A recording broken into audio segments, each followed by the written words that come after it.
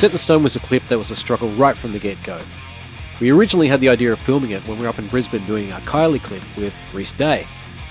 The idea was based on the cover art of Set in Stone, which was basically a ruined Sydney skyline, and we'd be in a kind of shattered building somewhere, and I'd somehow cut that into the artwork to make it look like the building that we're in was actually part of the artwork. Well, the Kylie clip took quite a while to do, and when it came time to getting the scenes for Set in Stone, we had to really rush through the shot list.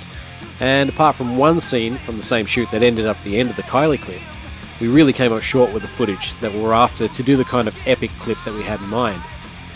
We sat on the stuff for a while and trying to work out exactly what we wanted to do with it, and then I had the idea of talking to our good friend Neil Johnson. Now, Neil had directed a string of amazing sci-fi films, and we figured that if there was anybody in the world that we could license some great footage from, it would be Neil. So we contacted him, and as luck would have it, he was just about to finish a new film called Alien Armageddon and had footage in there which was exactly what we're after. So while we were negotiating that, we also decided that since I'm now involved in video production, we should reshoot the video entirely, just so we got some more options to work with, and a little bit more control over the shots, rather than the rushed stuff that we got up in Brisbane. So we found an amazing place to shoot and arranged the crew, lights, generators, the works. We had it all happening. Meanwhile, Neil's movie was delayed while he was shooting some extra scenes, and at that point we'd only seen short previews of his footage and wanted to make sure that our footage blended into his. So we were kind of filming a bit blind to try and make it all match up.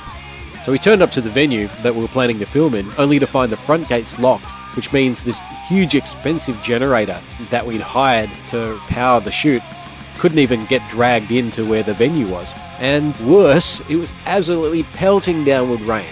So even if we could get the generator in, it was far too dangerous to hook any power up at all. So we stood around for half a day wondering what the hell we were going to do, and after much wailing and gnashing of teeth, we just went, bugger it, we're going to do it anyway.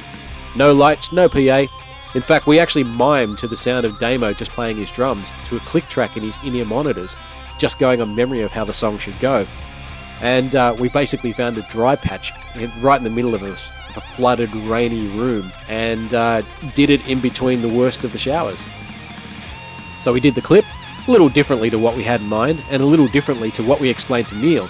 So when we finally got his footage that he sent over to us, he only sent the scenes that we'd asked for, which was more or less bombs and carnage, but no ships dropping bombs or flying over or lasers or anything like that like we'd seen in these trailers.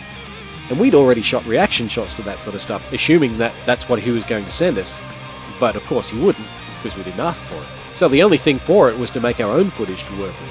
So I had a very quick crash course in how to do 3D animation and compositing, and we had our own ships and bombs and cool stuff to add into Neil's footage, which he gave to us to pad out our footage. So it was kind of like a bit of a comedy of errors how we ended up getting everything all together. So somehow along the line, the miscommunications and assumptions that we made, and the lousy weather and all of the waiting that happened, all worked out for the best, and it turned into an absolute epic.